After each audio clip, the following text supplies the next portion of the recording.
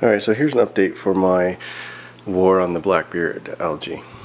So I went in and I cut a lot of the leaves off of the foreground plants that were just covered in it. Those are pretty much unrecoverable.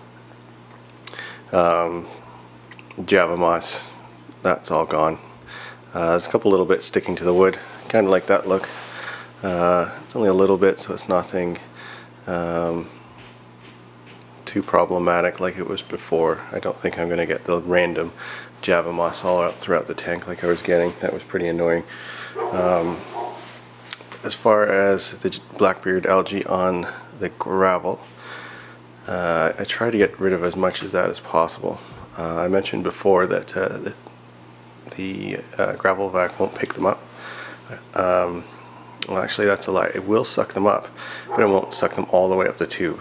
So what I did was I just ran the end of the vac over the gravel, kind of picked them up in the bottom 2 inches of the tube, and then I turned the water flow off and I could deposit them in a big pile.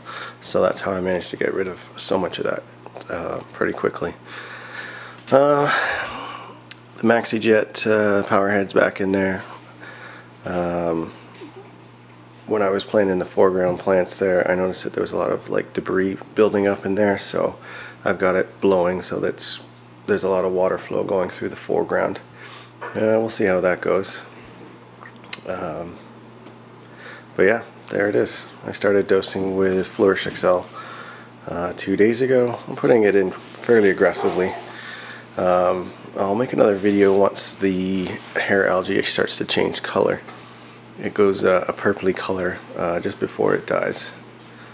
So there you have it. If I can keep the hair algae at bay, I'll be happy.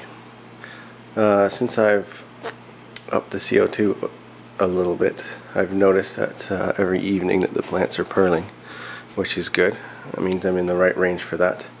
I haven't calibrated the pH probe since I've got it, so it's got to be 3 or 4 months now. I don't even think I'm going to. I think I'm just going to watch the plants. I think once they stop pearling in the evenings, I'm just going to drop the pH by 0.1 and consider that my calibration. So there you have it.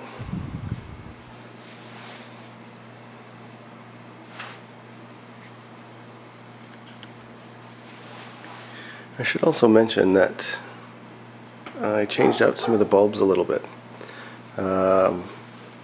I have a rosé bulb in there.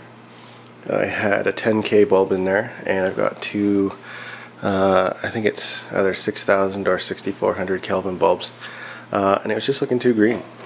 I needed some more color to balance out the spectrum between the 4 bulbs. So I put in like a purpley kind of bulb.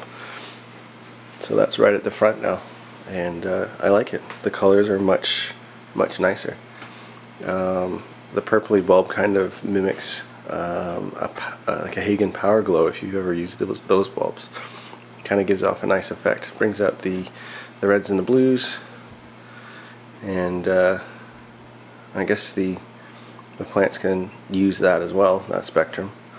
But it just looks nicer.